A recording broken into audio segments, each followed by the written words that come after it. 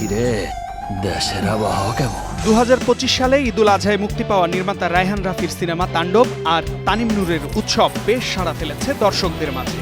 একযোগে দেশের মাল্টিপ্লেক্স ও সিঙ্গেল স্ক্রিনে দাপটের সঙ্গে চলেছে টানা কয়েক সপ্তাহ। প্রেক্ষাগৃহে রীতিমতো আগুন লাগিয়ে দেয়া এই সিনেমা দুটি এবার মুক্তি পাচ্ছে ওটিটিতে। থ্রিল, ড্রামা এবং অ্যাকশনের মিশ্রণে নির্মিত রায়হান রাফির তাণ্ডব দর্শকদের আগ্রহ বাড়িয়েছিল প্রেক্ষাগৃহে। প্লট, সিনেমাটোগ্রাফি, অ্যাকশন সবকিছু দারুণ ছিল।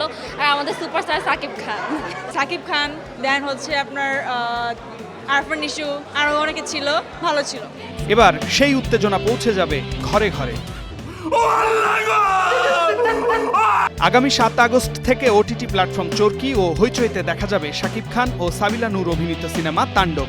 সিনেমাটি নিয়ে নির্মাতা রায়হান রাফি বলেন, যারা তাণ্ডব দেখতে এসে টিকিট পাননি বা যারা আবার দেখতে চান তাদের জন্য এটি একটি দারুণ সুখবর।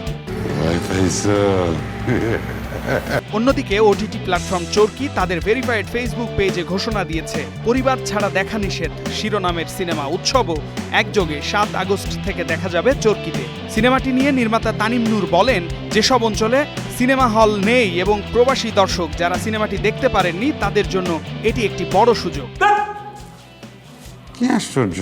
নির্মাতা তানিম নূরের উৎসব সিনেমাতে অভিনয় করেছেন জাহিদ হাসান, জয়া আহসান, অপি করিম, চঞ্চল চৌধুরী, আফসানা মিমি সহ আরও অনেকে। জয়া হাসানকে আপনার ভালো লাগে না? ওর কোনো গলা আছে? শামীম বিশ্বাস, স্টার নিউজ।